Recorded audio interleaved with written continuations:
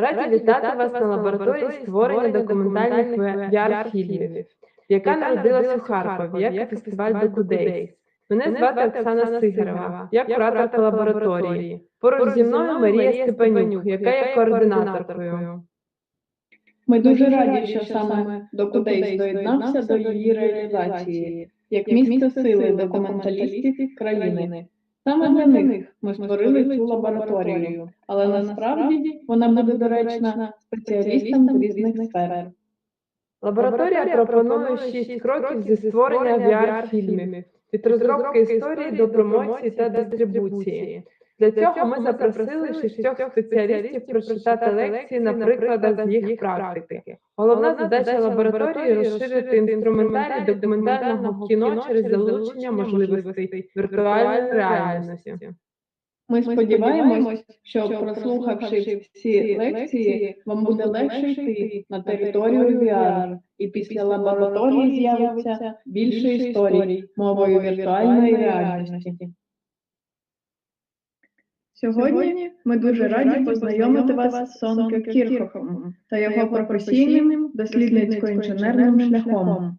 Сönке вивчав політичні науки у Гамбурзькому університеті та кіно- і телевиробництво в кіноуніверситеті Бабельсбургу. Пройшов шлях від заснування перших інтернет-телевізійних станцій в Німеччині в 2005 році до створення In VR Space, студії, що спеціалізується на відео 360, VR, AR, MR. Продюсер, режисер, стереограф та консультант Сönke Кірх поділиться досвідом та надасть огляд творчих аспектів, а також технічні рекомендації для майбутніх проєктів, побудованих на різних цифрових платформах. Протягом лекції ви можете ставити питання в чатах. У нас буде час розібрати їх після лекції. А ті, хто присутні в Zoom, матимуть можливість задати питання наживо. Вітаємо, Сönke! So that was it. Hello, everybody, and thanks for having me here. Unfortunately, I could not understand one word beside my name in the video, but at least it looked great. It looked funny. So at a certain point, you have to translate what was on the sound level. So yeah, my name is Sönke Kirch. I'm CEO of In VR Space. We are a Berlin and Munich-based company. Our headquarters are in Berlin, Germany. Doing all kinds of virtual reality content, not only content, but mostly we are, as a full service studio, doing content. We do not focus too much on specific genres or formats, but we do a lot of documentaries, and that's why I'm talking about this here today.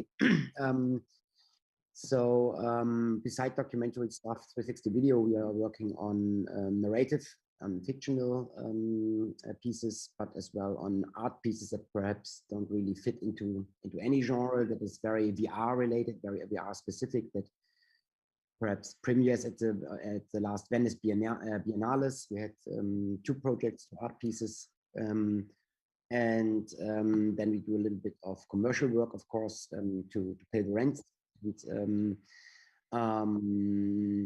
Beside that, we do a little bit of AR projection mapping and these kind of immersive video works.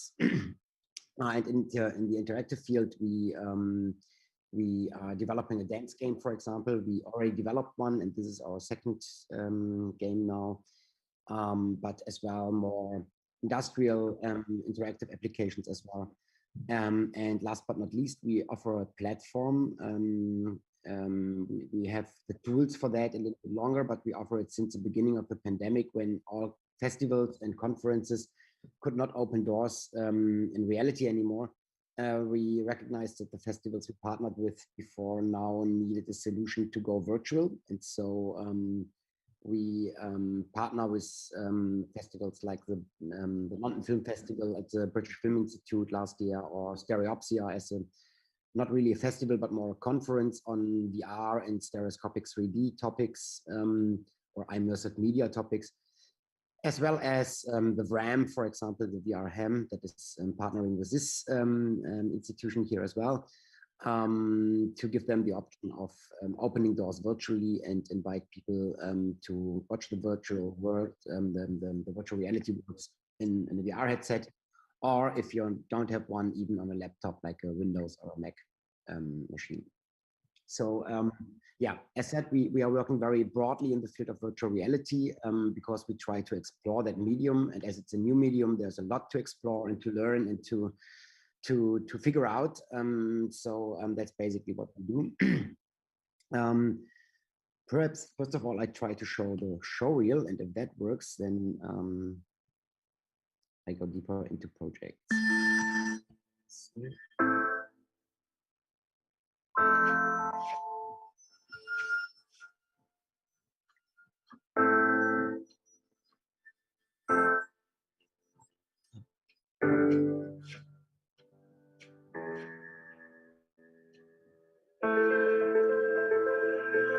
I have to start from the beginning, so if it starts from the beginning.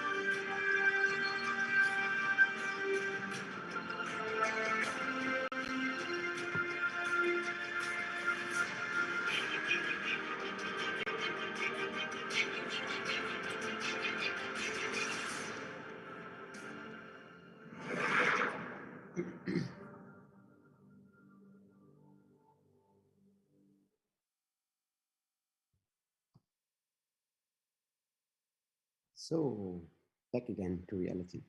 Yeah, so that was of course, as showreels are, a broad overview about a little bit of everything that we're doing. As you could see, there is documentary inside, but there is as well volumetric capture and completely different stuff. Interesting wise, documentaries have been, from our recognition, one of the first genres or formats that we could have seen in virtual reality. When the first VR headsets of this generation, of course, I'm not talking about the 80s, but from the last 6-7 years, when it started again with the Oculus DK development kits, for example, or the Google Cardboards that came to the market. We recognized very early that there's a lot of documentary filmmakers interested in this medium, and pretty quickly there was a very broad selection of VR documentaries. For example, filmmakers like Chris Milk, within, for example, started a platform with a lot of documentary content. A project called Clouds Over Sudra, I think, was one of the first documentaries that received some awards and quite some recognition and gained some interest for the medium as well. And that's very interesting, as that's all recognition as well, that of course you find some, and right now it's all of the people who have a VR headset are early adopters in a way, and most of them are coming from the gaming perspective, but there's a lot of artists as well, and all of them seem to have a hunger or a need for watching documentaries or producing documentaries and bringing these topics out in the world. And there are definitely several ways why this medium is useful for that, and could be used very well for that. One of them is that at least in the beginning, all filmmakers who worked in 360 video tried to bring the viewer into a specific perspective, and so the camera has been the user, the viewer in the end. And like that, and as we encountered issues, for example, with quick movement of the camera, and it ended up, or it still ends up, in something called motion sickness for the viewer, it was very useful to put the camera just on the tripod and put it somewhere and let it stand there and record for a while, and not edit too fast as well in the end. And of course, this is kind of ideal for documenting something, to put a camera on a specific place and let it run for a while and just observe what is happening in front of the camera, and what is happening not only into one direction, but in 360 degree. So we recognize pretty soon a lot of documentaries from very sad topics like the refugee crisis, and shot in refugee camps, picking up stories from refugees. But as well, we've seen a lot of wildlife documentaries, for example, as well. So it was obvious that there is a need of telling stories from places where not everybody could go to, or not everybody would go to. Or, for example, for the wildlife things, to place a camera in situations where you would not bring yourself into, or where animals, for example, get interested in the camera after a while, but you would have to lie there for a bunch of hours until these animals would come that close to you. So there were shots gained that you can perceive on a VR headset as if you would be there, but in situations with animals, for example, that would be never possible in reality. So there's a lot of, and these are just 2 examples or 3 examples of why documentaries had been available pretty early on this medium. The interesting side is that for standard cinema and TV, we have an issue with documentaries. Less and less broadcast stations are interested in document, at least for Germany. I don't know how it's where you live, but here in Germany and around in France and so on, we encounter that it's getting harder and harder to bring your documentaries into cinema, and that it's kind of impossible to earn money with that, or to recoup your costs with that. And so documentaries that come into cinema perhaps will be there on a Thursday when the cinema week starts, but they'll already disappear on a Friday or on a Saturday, because big blockbusters are much more interesting and earn much more money on the box office. So in VR, there is not a real market right now. There are a lot of platforms, there is a lot of interest from different players, but there's not really a market like an established cinema market or a broadcast industry like that. But there are, for example, some platforms from newspapers or from general media that has always been dealing with journalistic content, for example. And that's where documentaries get interesting in a way, if they are on specific topics, if they are shot in a specific way that is useful, for example, for these newspapers, to show it to a world on a more distribution professional distribution way than just sharing it on festivals or just sharing it by sending out retransfer links, for example, or putting it for free on YouTube. So the interesting point is that not only very early days in this VR generation, in the new wave, the third wave, there was a lot of interest for VR documentaries. There seems to be even a market and a better potential in some regards than for standard documentaries that are framed 16:9, because they approach topics different on the one hand, and on the other hand, it's not that overloaded yet. It's still, in a way, it feels still like you find what you're looking for if you know where to look at these kind of projects. Like if you look for content that is what you expect from New York Times, you'll definitely find something on New York Times. And if you know about Chris Milk and how he did his documentaries, you'll find the stuff online. Same is for Arte, for example. Arte had a 360 platform or 360 website online for a while with a lot of very good documentaries, but as well art pieces. And I think 90% of the people who visited their website found there exactly what they expected. So that's pretty easy if you know where to look at. Same is happening with Oculus TV. They have a little bit more a broader approach. They put everything in there that is suitable regarding technical aspects, but as well, of course, the content itself.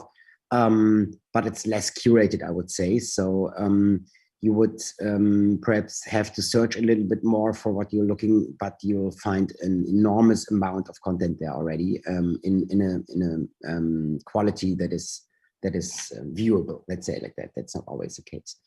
So, and coming to the viewable aspect, of course, in documentaries, in a normal film world, we struggle with budgets, and so we sometimes struggle with finding the right technology for shooting a documentary. From the one angle, like specific cameras might be too cost intensive, lenses and so on. So there's a lot of things involved sometimes that maybe are not in budget. But of course, it's not only about shooting, but as well about post-production though. And the other way around is that, of course, in some documentary fields, you need special equipment. You cannot just go there with a standard camera because it might be much too big, for example. There is this established image speech of like having shoulder cameras, for example, in documentaries, which is not possible like that in VR. So there are some technical constraints as well that you have to think about when you're shooting a documentary in VR. So on top of the regular post-production that you would do in 16:9, there come some additional processes to that, which is, for example, called the stitching process, where you have to bring together the images, the videos from the separate lenses in a camera, like, for example, Insta or Kandao, where you have 6 lenses in one body, and you have to stitch it together in the end to one sphere. So saying that, it all starts with figuring out what's the story on one hand, and that's a classic process in documentary and in journalism. What's the target group, and where do you find that target group? Is that something that you will expect rather on the New York Times or on Oculus TV or somewhere else? So would it make sense to approach this platform in the beginning already or before shooting and ask them about a contribution, about the co-production, about support at least? And on the other hand, on what's their specific needs in regards of tech, because we see that with a very fast pace, for example, resolutions are changing. And so something you produce right now in a resolution that is okay, that is perhaps not top notch, but definitely the standard for most devices, might be outdated next year when you finish the documentary. So what we see already with some platforms is that they did not care too much about if it's 2D or 3D a while ago, and a pixel resolution of a little bit less than 4K, 3840 by 1920 per eye, for example, was totally okay. And now it starts that we are hearing this is not suitable anymore. We need 4K plus in resolution, and we need stereoscopic 3D and no more 2D, and so on and so on. So more and more aspects are developing as well. So this is something that definitely makes sense to figure out beforehand, and then choose wisely what kind of equipment you can use in the field to to gain the images that you need to collect the story that you want to tell. Because on the one hand, an Insta-Titan might be resolution-wise the right camera, but size-wise perhaps not the right camera, and budget-wise even less, because it's one of the most expensive cameras out there, and it weighs about 15 kilograms, and it's not a camera that you just stick to a helmet on your head and can run out there in the field with that camera on your head, which would be rather something that you would collect with a GoPro, for example. But then you start tapping into the field of the consumer cameras, where you will not gain stereoscopic 3D images, for example, but only 2D. So it's, again, the question, like you would always have to answer yourself in the beginning, what's the right equipment for me to catch the story, to shoot the documentary the way I want to not disturb, for example, with big equipment, to be flexible as much as possible in the field, and not bound to heavy equipment or very cost-intensive equipment. Does it have to be rugged in the field? Like, again, back to the wildlife stuff, can I put it into the field for 3 days, just standing there? And can I remotely push a record button, or can I record for 3 days continuously and save the data to a hard drive that is external to it? Is it rugged enough that if it starts raining, for example, that it still continues to work? All these questions are questions that have to be asked and can be answered already much better than 2 years ago, when there was a very limited amount of cameras out there. But at the same moment, when you find more cameras there, of course, you can tap into the problem that you selected the wrong one, for example, because it was cheap, or it was sitting in your shelf, and you could use it like that, but didn't produce the resolution or the frame rates or the stereoscopic images that you would need for distribution in the end. So saying that, I think I should continue with a second video about that's it. Oh, okay. As always, pop up.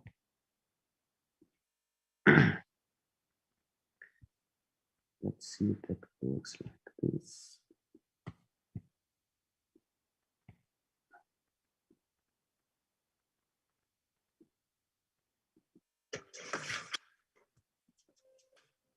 Guys.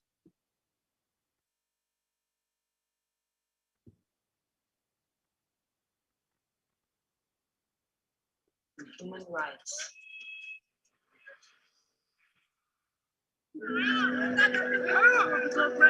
Don't shoot me. Yuga Mountains, Sudan. How does it feel to fight against your own government?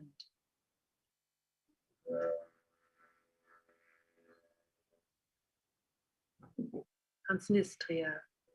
Visit a state.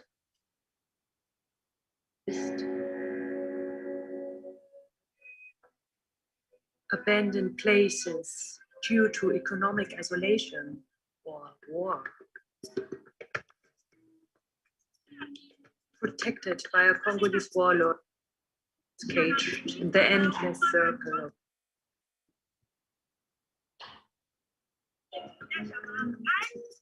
At Europe's borders, the wars.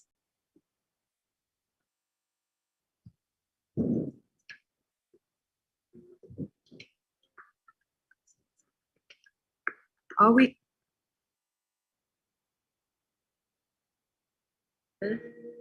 Was it time to break free? Witness the South Sudanese exodus.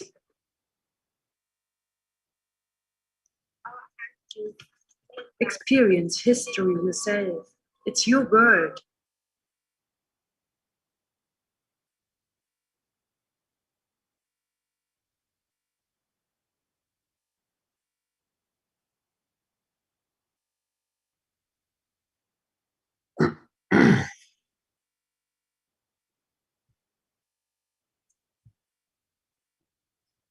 Right, so I put the link to this one into the chat here, so you can take a look at it afterwards. As it is 360, you can swivel around by using your mouse. Oh, it might be that this is already the next video one. So I didn't do that too much right now during the video, but you can swivel around with the mouse with the 360 sphere.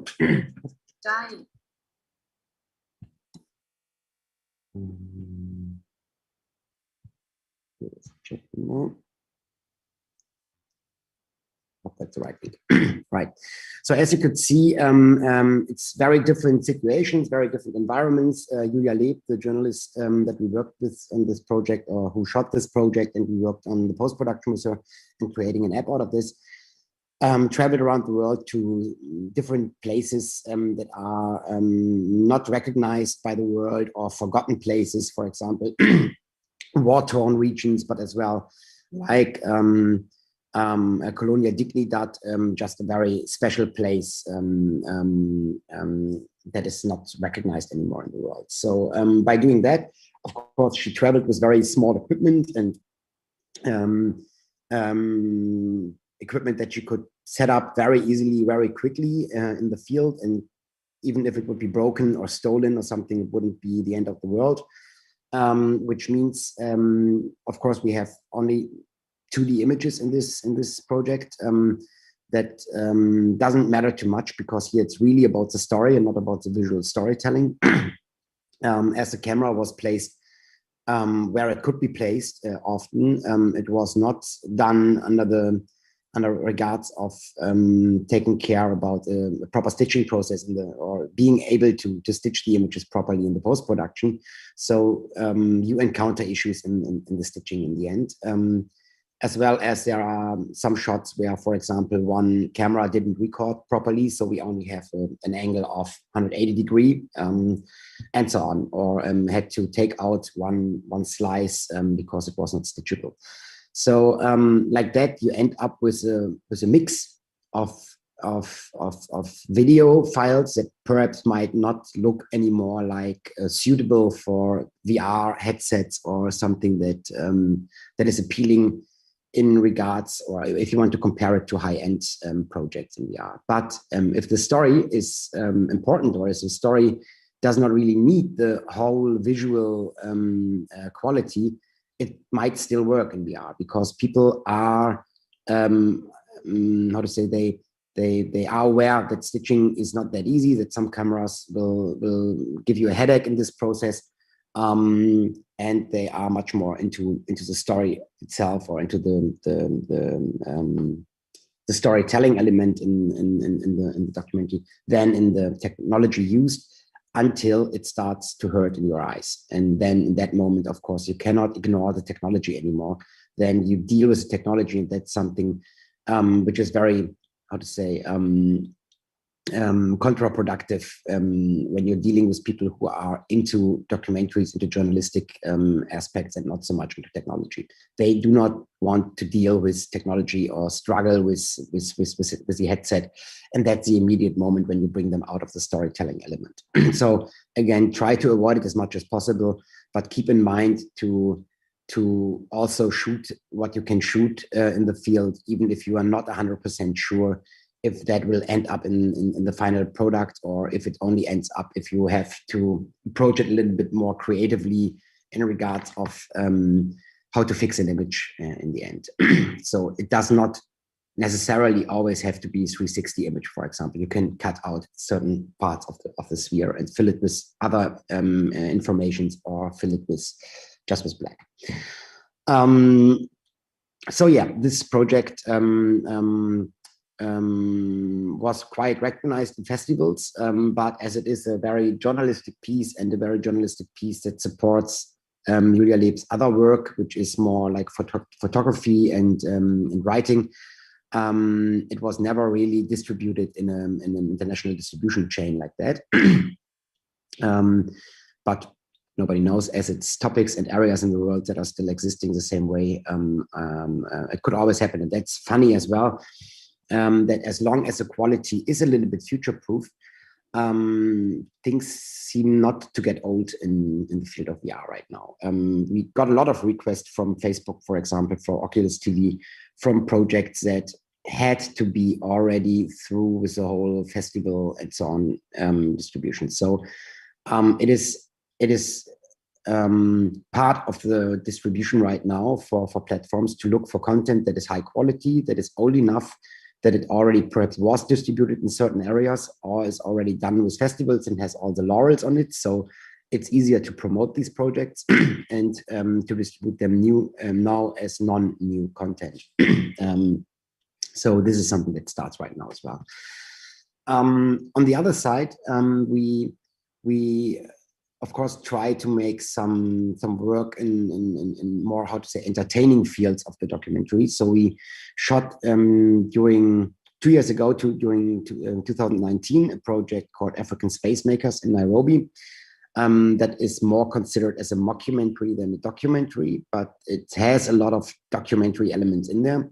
As we visited different artists in Nairobi, artist groups, and they told the story to us as a viewer. So we established the camera as a film director who's visiting these artist groups together with a small documentary film team. In the beginning of the project, you choose if you would be male or female. So the resonance you get, the feedback or how the people talk to you is according to your gender in a way.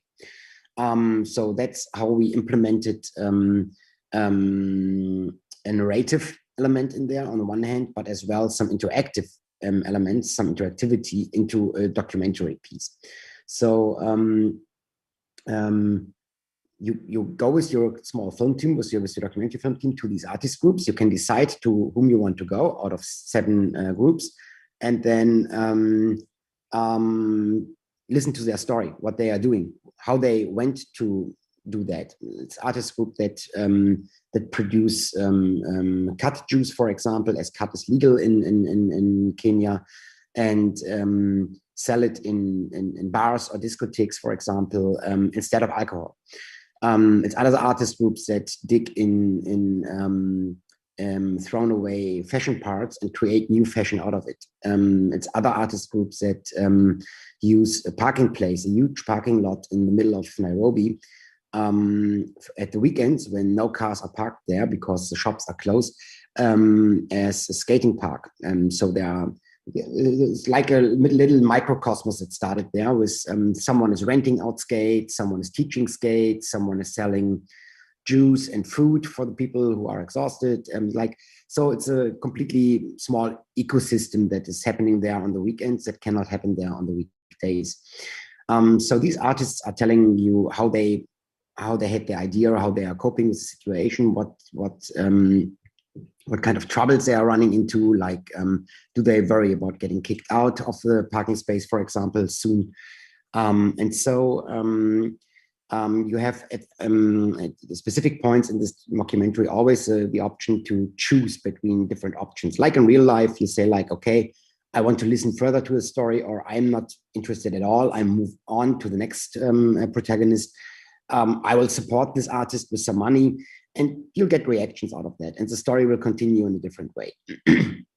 Of course, this is interactivity that is based on shots that we had to shoot before. And so you only have a very specific decision between 2, 3, or 4 different options that lead to other videos that we shot before. And we call it a mockumentary because, of course, like some reactions and the gender-based reactions, of course, are scripted or have been scripted.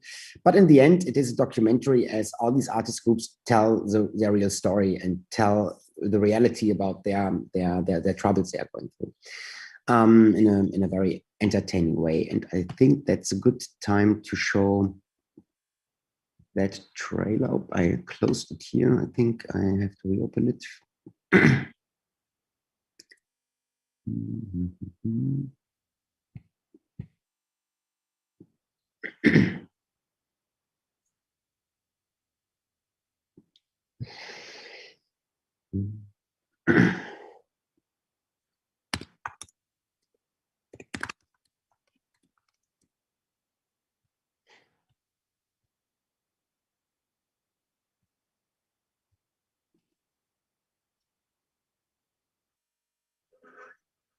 So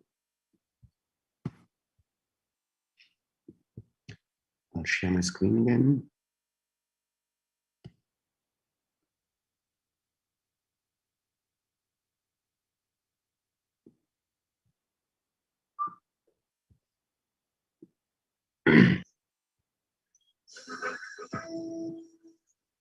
It was us telling our stories. They did not come up with a script for us.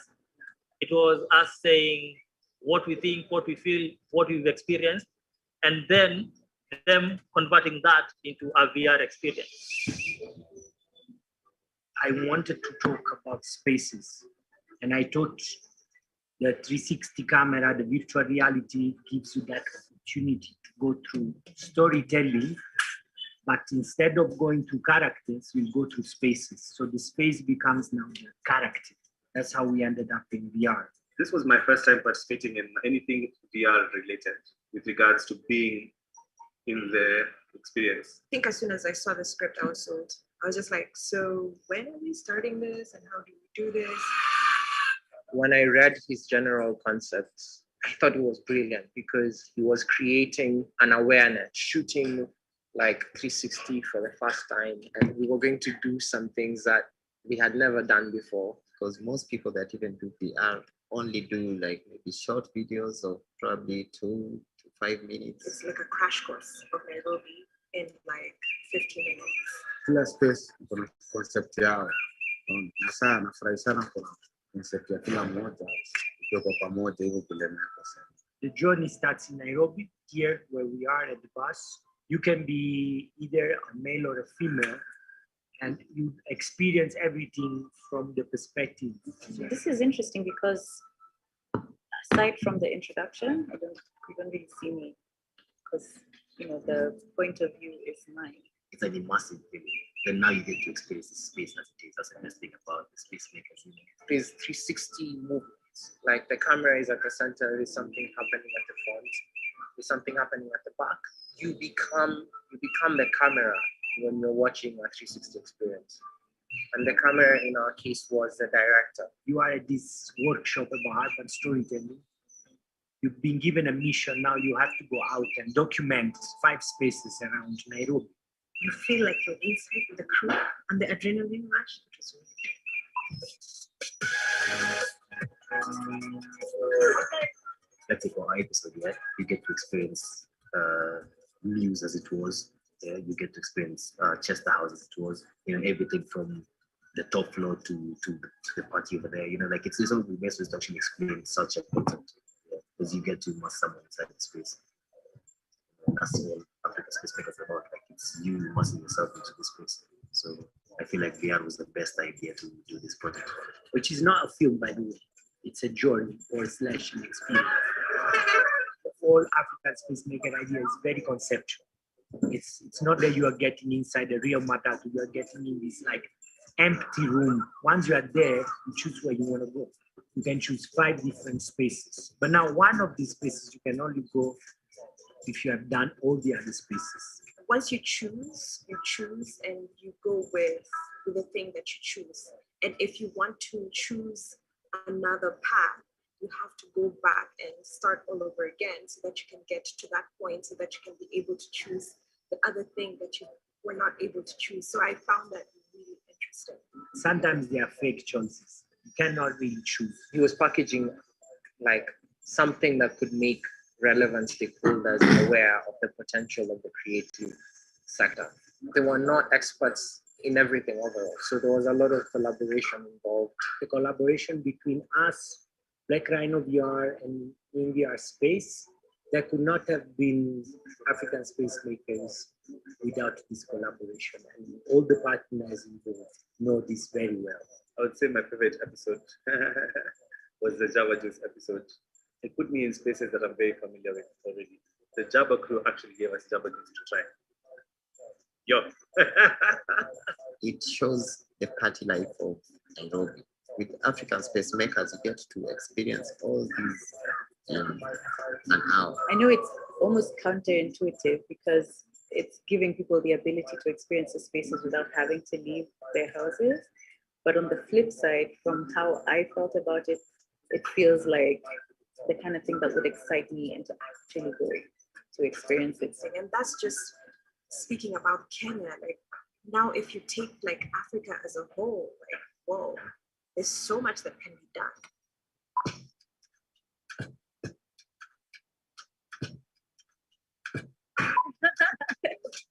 Just a quick tip though, ladies. If you're going to watch something that requires you to wear VR goggles, don't wear makeup because you will transfer all your makeup onto the glasses.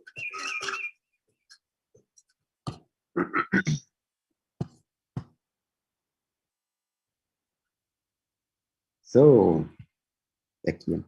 So as you could see there as well, I mean, we had to use some different cameras. For example, we shot most of it on a Kandao to have state-of-the-art 360 3D images in the end. But for example, we had the small scene on the skate park, on the parking lot, where we had to put a camera on the helmet to have some moving shots out of the perspective of a skater, as well as some drone shots where we had to put a small GoPro under the drone.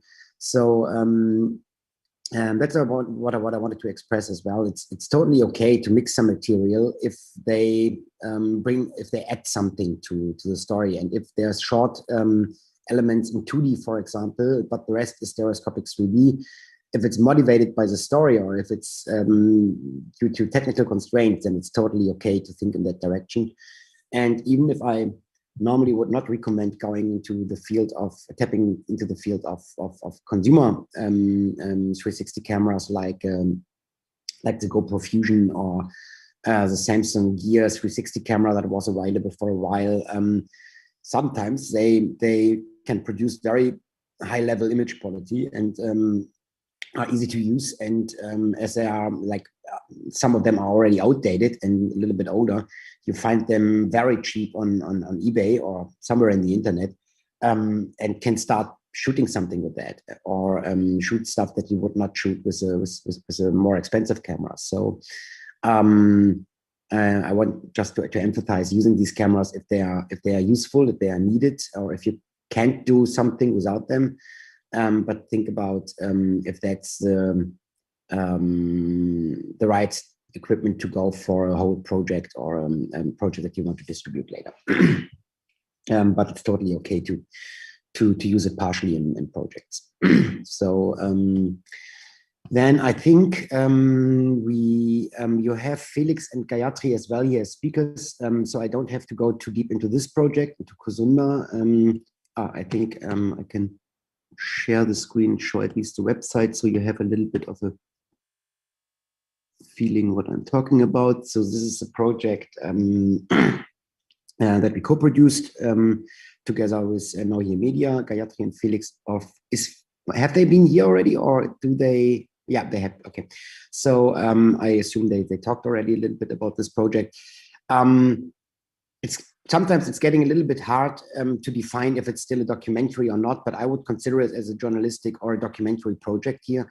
But I'm saying this because there's a lot of technology involved that is not at all a camera, or that doesn't feel like a documentary that is documented with a camera, as the protagonists, for example, have been captured with Microsoft Azure cameras. So they are at least partially volumetric captures. There's a lot of photogrammetry of the environments involved, and there's a lot of animation work involved. And of course, we know animated documentaries like Waltz with Bashir and so on as well. But what I want to express with this project is that you can approach documentary topics or journalistic topics very good and very legit in VR with different technology than shooting with a camera, if that's the right style for your story. Try to approach this medium as well as a new medium and think about new ways of storytelling and the right equipment for doing that when you want to tell a story, and it's not obviously given how you would do that, and you don't have the stuff at hand. It's totally legit, and I think people out there appreciate very much if you are creative enough to have different ideas or other approaches than just going out there with a camera. So yeah, you have a little bit of an idea of the volumetric captures, for example, and the visual style that you can find in there, photogrammetry of the house and so on. Right. So at this point, as I do not know you as my audience here, I would love to open it up a little bit for questions, because otherwise we are running into the end of this session, and I didn't leave any time for questions. So if you have questions, feel free to ask me. And I think I can post the link in the meantime to the African Space Makers as well.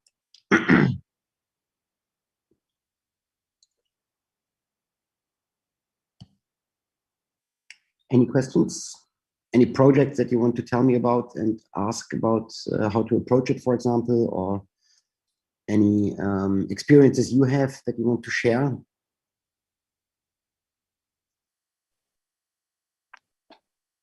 Hello. Hello. Oh, just a little moment. Hello, thank you for the information. Actually, I would like to kind of ask your maybe tip experience, as I have no experience in VR for now and 360, but I'm very curious about that. And I'm in the process of preparation of my first small experiment in a document using a 360 in the documentary. And I actually, the idea is to observe my character on the first place from the point of view of the people around, and then to experience the same situation from the point of view of the character. And actually, I'm asking myself a question: how to make this transition the best way, and how to guide the audience, so the audience, the person who's watching it after is not confused and understand what happened. Right. So maybe you can give me some or share some tips or ideas about that, as I'm just in the process right now of preparation. Understand. I hope I understood the question right. If not, interrupt me and guide me into another direction. But I think a good approach, or something that always makes sense in VR, is considering, on the one hand, that how would it be in reality. So if you would switch just without any hint, any interactivity into another's position, it would be weird. It would be odd. Yeah. So try to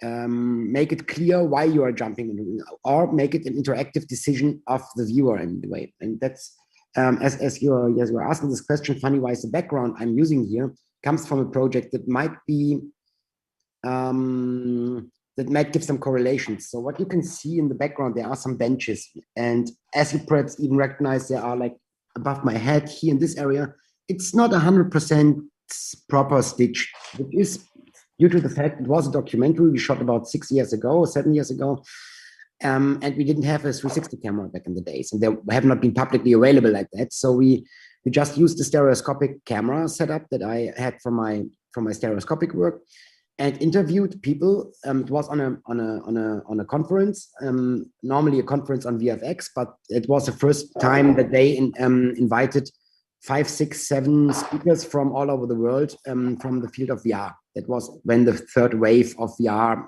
started, in a way. So we thought, okay, that's interesting. So let's interview these guys about their vision on VR, and let's just capture the material first, and then see what we can make out of it. It would be a shame if we don't use that opportunity. So we shot these guys on one of these benches with a stereoscopic camera pair. And then we had to stitch together the background, as you can see, to make it a sphere. And all of them have been sitting on the bench and just talking into the camera, which is something that you normally would not do in a narrative work as well. That's, I want to mention that earlier, just not to forget that. It's very important that they address the camera, that you have the feeling afterwards that they are talking to you. And then we recognize, of course, it's totally odd if they are all speaking at the same time.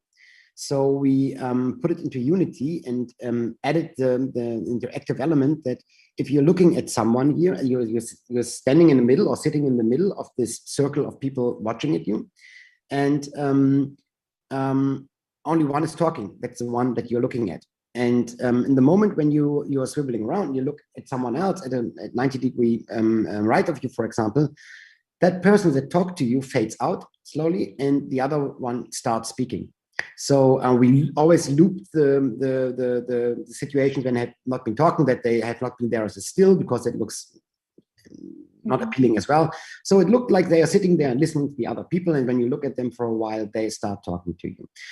That's how it was motivated. So you even if you didn't do it on purpose, you recognize, I'm looking to someone, and then he starts speaking to me. And if you do it 3 or 4 times, you recognize, that's always happening. And that's like logic, because it's happening in reality as well. If I look away from someone who's talking to me, he might stop talking to me. And if I look at someone, if I'm in a group and I look at someone else who starts talking at the same time, one person will perhaps stop talking because he recognizes that no one is listening to him anymore, while the other person continues talking because everybody's looking to them and listening to them. So these kind of interactive elements might be one option, one solution for your question on how to switch perspectives as well. If you look at people, and they interact with you in a verbal way, for example, and you look at them and then you switch into their point of view, it is clear where you have been switching to right now, and perhaps due to the speech level, it is motivated through that on another level as well. So it's double clear why you switch the perspective now. That can be done through interactivity, through obvious interactivity, like if you do it through gaze control, that this blue ring, for example, closes. That's things that people already know from VR and from gaze control. So in that moment, it's already clear for them, something will happen when the ring is closed, and they are already like expecting something like that. But you can do it as well on a very, like here in this project, we try to avoid that, so that we have no visual distractions. Yeah, exactly. And we don't want to make it on a more subconscious level, or however you would say. So that's something you have to play around with. And that's definitely important in VR anyway, and even more if it's one of your first projects. But we still do it after dozens of projects we worked on, to let that experience by other people who have not been involved in the project, to have some of them should have a little bit of experience with VR headsets, and some should be first time using the VR headset if you have some of them in your environment, because people who are used to VR, they will not be that disturbed from the wow effect that most of the people who have a VR headset on the first time are experiencing the stuff completely different than people who are using it daily.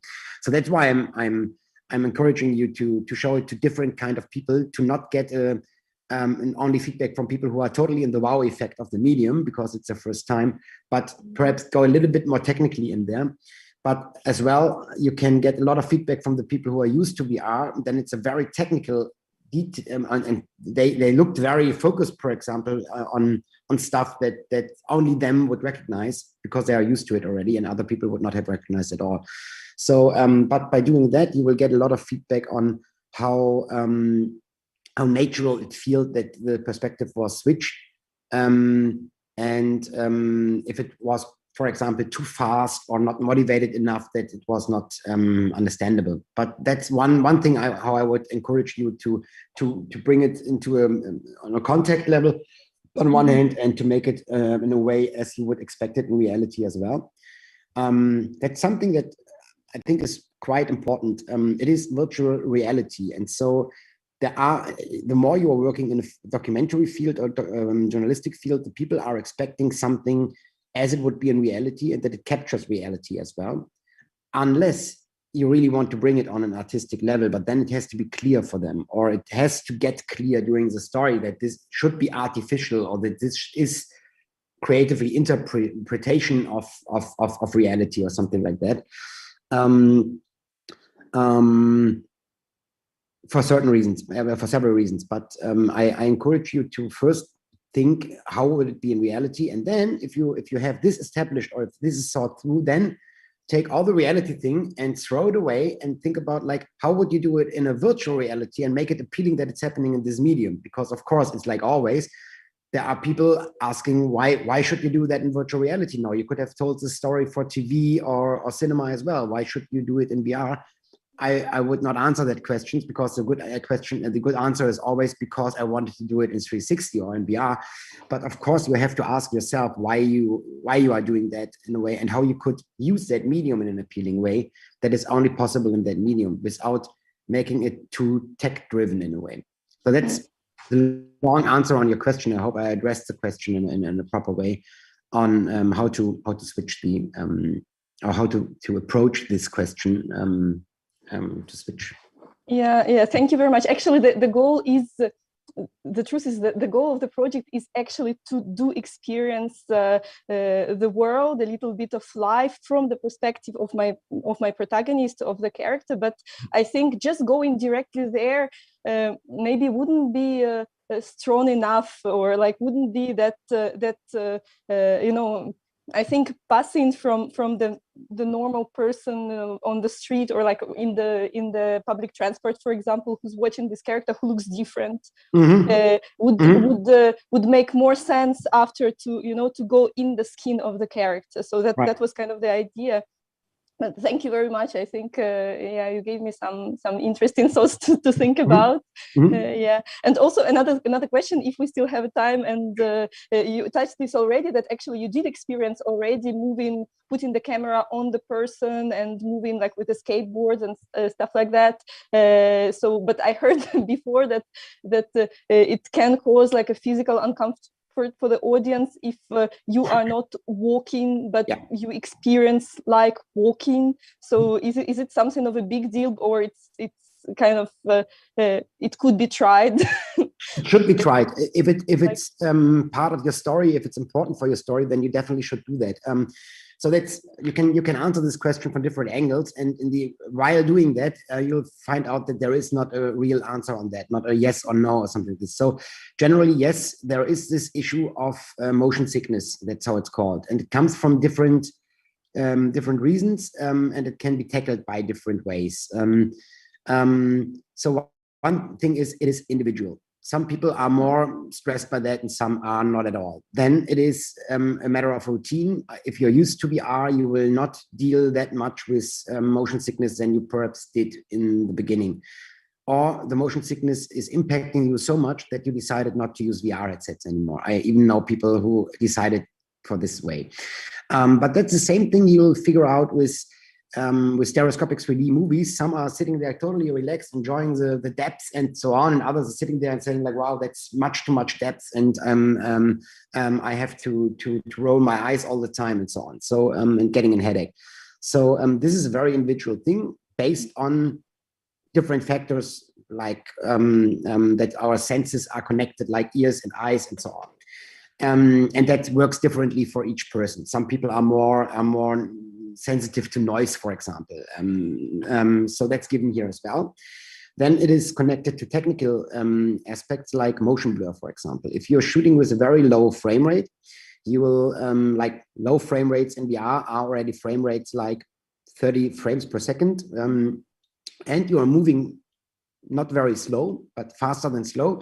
The motion blur will come more and more an issue here, because I mean, I think I don't have to go deeper into the question of what motion blur is and so on, but the more you reduce the image quality with these kind of artifacts, the more it'll get an issue for everybody, even if they don't recognize that it's for that reason. They recognize they get sick, they you know, like this. Then so that can be, for example, solved by using a camera with 90 frames, 60 frames, but that depends again very much on how much movement is there, what speed of the camera is used. If it's a very slow speed, perhaps you get along with 30 frames per second. If it's more speed, then you should think about higher frame rates. But then we are coming to the creative aspect, that it should be motivated in the image again. Like for example, we worked or we still work a lot with the automotive industry, where you always have moving cars. You cannot shoot a car commercial without a moving car, and it's not the case that everybody is getting sick immediately when the car is moving, because it is motivated in the image. It is clear when you're sitting on the driver's seat or next to the driver, and you're looking to the driver and you tell them, no, we are driving to the beach, and the car starts moving slowly. it's totally okay for your brain to connect the ears and the eyes in a way, we should be moving and we are sitting in a car. So that our brain can deal with a lot of things when the brain gets an explanation for that's happening right now. Of course, again, very individually.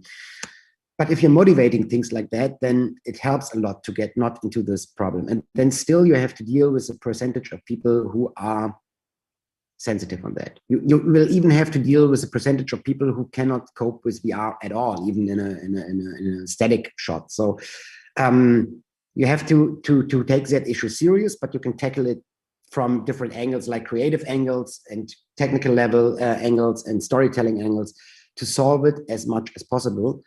And then you have like the shots like we had on the skater, in the skater park, for example, where it works completely. And if it's only a short one, I mean, sometimes it might be even part of the concept that people feel a little bit dizzy because the protagonist feels dizzy in that moment. Then you can support it like that. It's you have to just think about what are you doing with that psychologically as well, and it might be even helpful to support what you want to give to the people.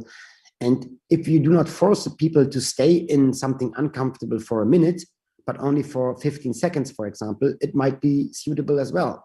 If this is over, in the moment when they recognize, oh, it makes me feel dizzy, and in the moment before they start thinking about putting off the headset or not, they are already in a different shot, then it might work as well. So I can highly encourage you to try this out and to work with this in a creative way and make it work in the end. Thank you very much. Thank you for your One last aspect I forget, stabilization is another important aspect as well. So some cameras have a stabilization included already, which is very helpful. Non-stabilized shots are normally a very, very painful thing. Like when you're having movement from a head camera and it's like shaking and the camera guy is using his head as well, that's not useful at all. So make a wise decision on a camera that is already stabilizing the image inside, or a post-production tool that does it for you afterwards. But yeah, very important. Yeah, thank you very much. Thank you for your tips. Welcome. Yeah, anything else?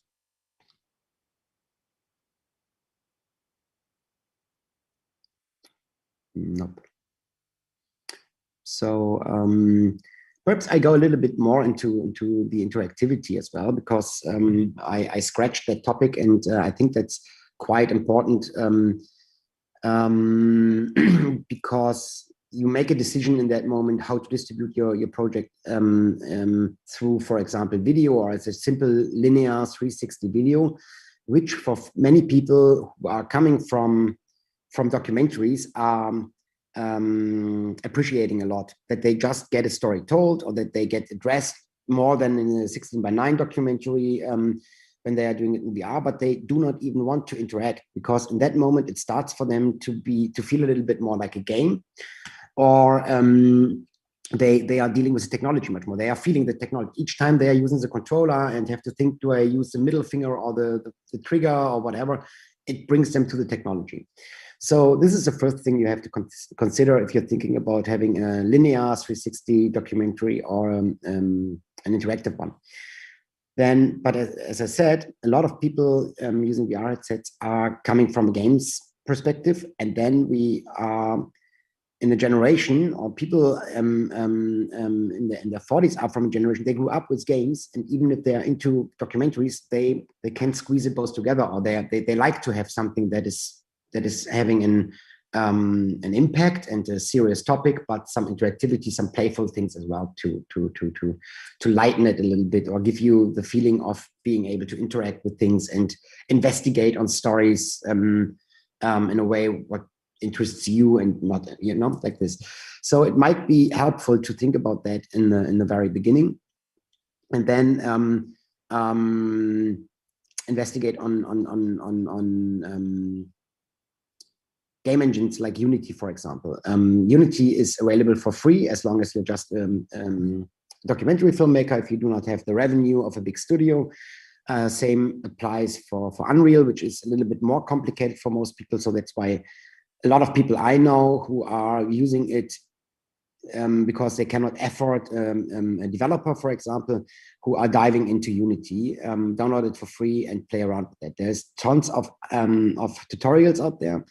And you can very simply work with Unity to make to bring some interactivity into your projects. While doing that, of course, you are as well forced to build an APK or an interactive version out of your project, which you cannot distribute through YouTube anymore. So then you have to talk much more, or you have to think much more, and you have to talk to platforms that are distributing these kind of projects. And you might block yourself from distribution from some platforms as well, as, for example, Oculus was not a fan of video wrappers. So apps that have been just wrapping one single video inside of it. And so you have to be a little bit careful with if you're thinking about, okay, afterwards I want to go to Steam and Oculus and everywhere, but you have only created an app that has 5 linear videos in a not very interactive but a little bit interactive way. You might not be able to distribute it that way. So without making it too complicated for you right now, I would only encourage you to think about that first, and perhaps try out projects like this. And that's definitely helpful anyway, to get a headset and try out as much as possible what kind of different formats are already available, and what might be ideas that you could consider for your documentary as well. There are tons out there of projects and of interactive projects as well. So something you should not start considering when you are at the end of your project, or when you edited everything and recognize that linear work perhaps is not suitable for the project. Yeah. Can you tell us please about most interactive project that you made? Which interactive you do? I didn't hear the end, sorry. What interactive you do? Yeah, I mean, I already scratched this topic with African Space Makers, for example, where a lot of interactivity is inside, or the project that where I have the background from here, which was called The Future of VR. We are working on dance games, for example, that are full interactive, that are completely done in Unity or in the games engine. You can walk there, or what? What is interactivity? You can walk there, or what? Yeah. So, for example, for the platform that we are creating, this is a full interactive thing where you can walk, where you can teleport yourself. It depends, as we are agnostic for the hardware. We have already built for Windows and Mac use, so you can walk around by using the WASD keys or the arrow keys, but you can walk around in VR as well by teleporting through the controller. Or using your wristband, where you can teleport directly to different rooms. If you run into other people, there will be a circle created around you, where, depending on the build and so on, let's say like a bunch of people, perhaps 10 people, can stand in the circle and talk to each other as well. So you have not only the option of movement, but you have the option of communicating. Of course, we have a text chat function in there as well, but text chats are very inconvenient for VR. So there we use this option of having a voice chat where you can talk to people. You can play back. Sorry for this. How many points or staying you do? It's totally dependent on the conference. You can it's totally free to walk, and so you can have in a build that is not that big regarding like textures of the room and so on. Let's say you can be there with more than 100 people, and all of them can create voice circles around them with up to 6 or 10. That's to be defined people. It's a lot of different aspects that come together that define how many people can be in one room, and how many people can be in one voice circle to talk to each other. In general, you would normally say if there's a need of having more people in that room than would fit in there, you're just creating another instance of that room. So you have like this room twice or 3 times or 4 times, you mirror it. And then when one room is full, the others will enter the other room. So they have the same environment, the same functionalities, but and that's exactly the moment when you start using the virtual reality environments to add on something that you cannot create in reality. I mean, in reality, if a room is full, if the discotheque is full, you cannot enter it anymore. So you would just copy the discotheque and another dance floor, and you have space for another 1,000 people, and that's exactly what we are doing there. Of course, we have to deal with a little bit with some constraints. You have to deal with bandwidth and so on, but there's a lot of things that can be solved, and there's a lot of people working on solving the other things right now and bringing more people into the virtual world. There's free tools as well, like Mozilla Hubs offers some things like that freely as well, but there you are limited to 20 or 30 people, depends a little bit as well on the build. And of course, it is very accessible through a browser on the one end, but it has very limited functionalities and ends up with, you're again in a something that feels like being in a Linux environment and so on. So you need a little bit of open-mindedness for not being in an Apple environment where you install something and it just works. Let's say like that, which is okay if it's free. We are working on complete interactive projects that are so interactive that we even try to bring interactivity in that we don't know about yet as well, like haptical vests or haptical feedback stuff. What we don't do so much, we've played around a little bit with that, is smells. You can integrate smell as well into VR. I personally did not like what I experienced until now. Like some of the smells stay too long in the room. They don't disappear quick enough that if you want to add it into a next scene or something that is not related to that smell anymore and you still have it in the room, it's odd. And then there's a lot of smells that do not smell natural, but very, very chemical. They don't work at all for me. They interrupt the immersion as well, more for me. Yeah. How many kind of interactivity we have for now? You are speaking about like 3DOF or 6DOF? Is that the question where you're aiming for? Are you aiming for like 3 degree of freedom, 6 degree of freedom, like this kind of? Yeah. Right. Yeah. So we are separating normally between 3DOF and 6DOF. That's how the short form. You will step into it, which means DOF stands for degree of freedom. 3 degree of freedom are related to headsets like the Oculus Go, for example, or Google Cardboards, where you can swivel around and look up and down and so on. You have one controller where you can aim at points and select them, but you are not moving in a room.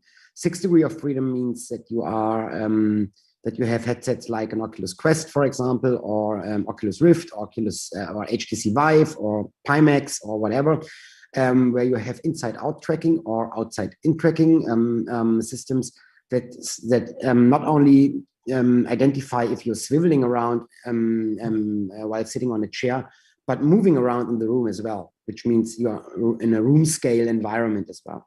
So there you can move yourself in a room, turn around in a room, and select things with a controller, or normally even with 2 controllers.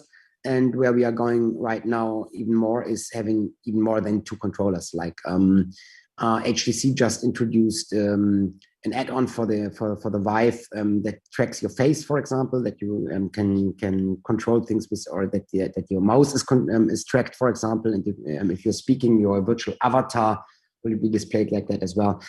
But same applies for example, you can see more and more dance contests in VR chat, for example, where people track their feet and their legs and so on, and do like breakdance battles in VR. So that's something that can only be done in a 6 degree of freedom environment. Yeah. You're welcome.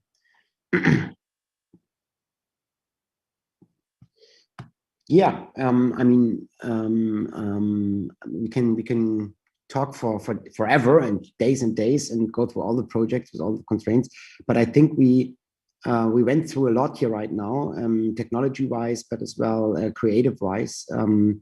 And if there are no more questions, I could always offer to get in touch with us, to send an email. And if it's just a short question, we're always happy to answer them and support and help. Otherwise, I would.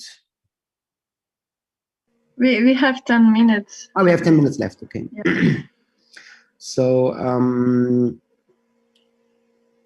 just thinking about if I can go into one more project that we have been working on, but I'm not sure if I'll find a link to that so quickly. Let me check.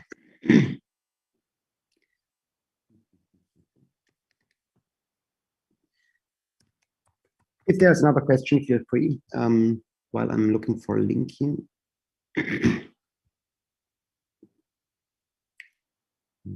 We're thinking how much point we need in our film, how much point of view, how much point walking. I think I do not 100% understand the question. How many points of view you need? Yeah, how is mostly in your experience you do point of view? Well, either we stick to one point of view, and the point of view is always yourself, which means like we take you to a journey where yourself are just an observer of something, and where you travel to places that you cannot visit, like this or something. So, but that's very like you are once established as the protagonist that is spoken to, and it stays like that. Even in the documentary, what I said with the background here, it's really you are addressed. They are talking to you as a person, and so there's no need of switching the perspective in during the project.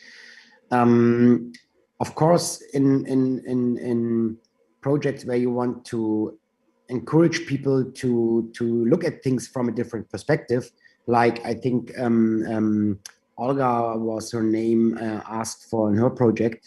You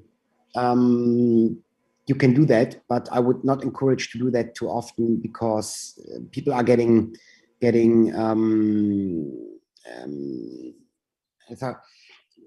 people are not used to watch things in VR right now. So that's why there was this rule of sticking to 15 minutes maximum, because otherwise people get tired from having these headsets on. And back in the days when they have been bigger and more clunky, they felt the weight of it, and you started to the lenses get foggy and stuff. So this is a little bit outdated. I think people are getting more used to it, so you can have longer formats in there. But even if you're thinking about half an hour or 15 minutes, you have to think twice how often you can switch perspectives in there and establish this as something where people still understand, where am I, who am I here, what's my perspective. So I think you have to be careful with that. But you can, on the other hand, you can do that very very well to show up different perspectives on things. So as said, in African Space Makers, we have this male and female perspective, for example. You choose it once, and then for the storytelling element, it is a little bit important to stick to that perspective, to this gender perspective, and make once the whole story from that perspective, and not jump always between the one and the other. If you do that, the whole project takes you about an hour. It's 50 minutes of video, but then you have these moments when you select something and so on, and the introduction and so on. So it's about an hour that you're watching at the piece from one perspective. And so it really depends on the storytelling itself and on the content itself, if you can, if it makes sense, and if you make it more chaotic for the viewer, if you switch it more often. Perhaps as well here it helps a little bit if the perspective is really a different perspective. Like we did it once to encourage people to check how people who are sitting in a wheelchair are seeing things, and there it was very obvious when you are in the perspective of the person in the wheelchair, because you're always seeing things from a lower perspective, and you've seen the wheelchair around you. So there it's pretty clear. So it's again on how do you establish that, and how do you make it visible that you are changing the perspective. And my feeling is, again, connected a little bit to that people are not too much used to VR. A lot of people still have this wow effect when they put it on firstly, to give them a little bit of time to understand what they are in and to digest what they get told and what they should experience.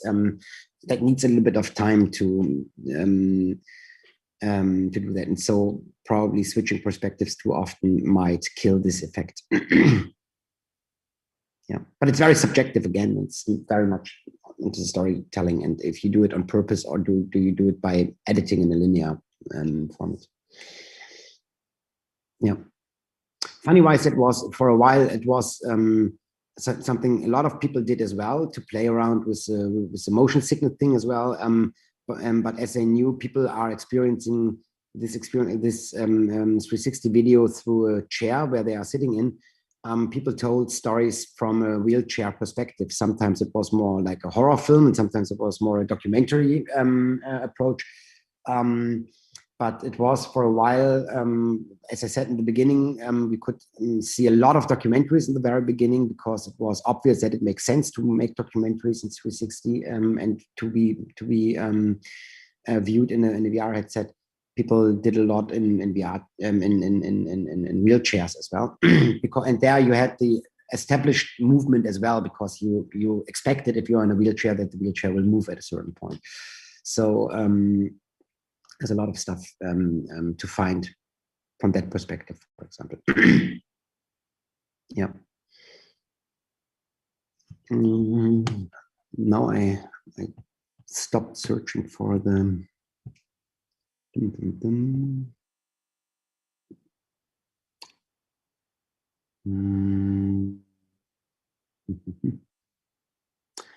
No, unfortunately, I don't have this one. We did a documentary that would fit in here as well, but I don't have the videos online on YouTube, unfortunately, which is telling the same story from two different perspectives from people working on a cargo ship.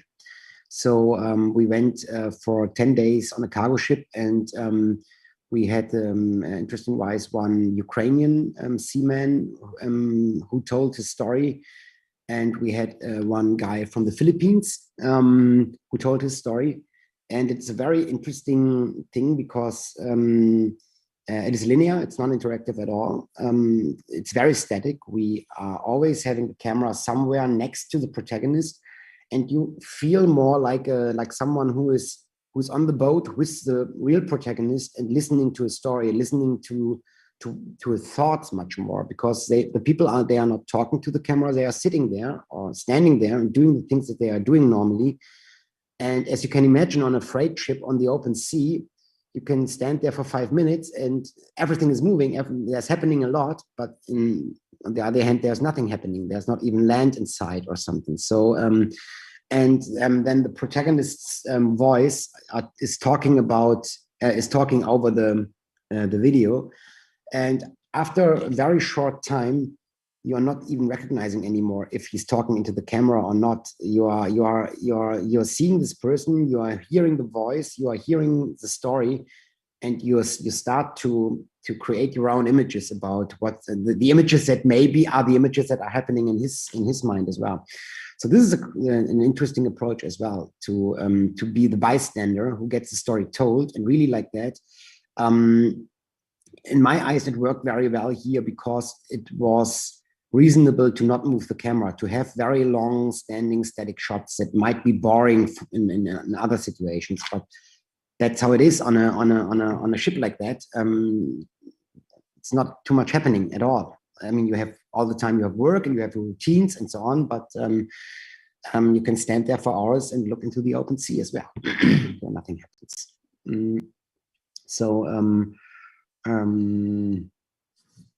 Let's see if I have, perhaps if I Google it, if I can find a trailer for that.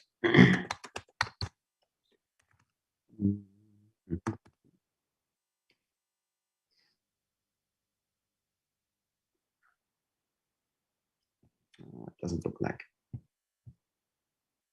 Not that quickly.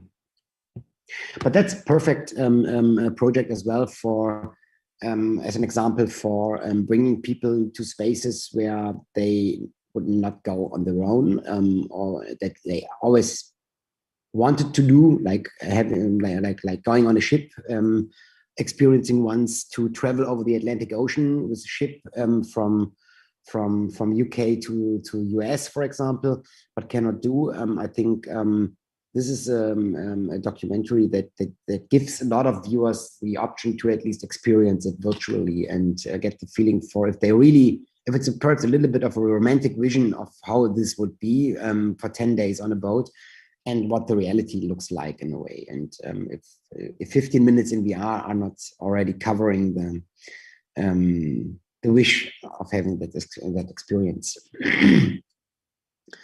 that's definitely something you could think about or take into account when you're thinking about topics. Where would you want to go? Where do you know people would want to go but are not able to go for any reason? Even if it's just for comfort reasons, that they wouldn't go there in the end.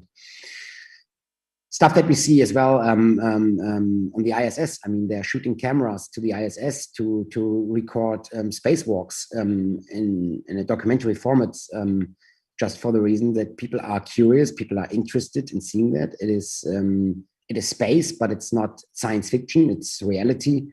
It's not too much happening up there.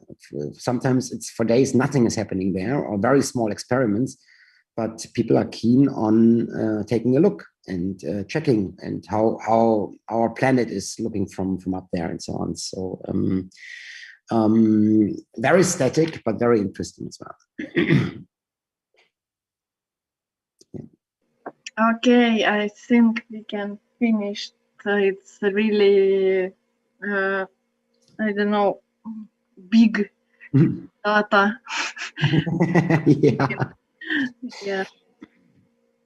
Yeah. Thank you so much. Happy to have you. Yeah. My pleasure. And have a nice Easter weekend. Yeah, nice Easter. Stay well, and good luck with your documentaries. So. Thank you. Thank you. Bye-bye. Bye-bye.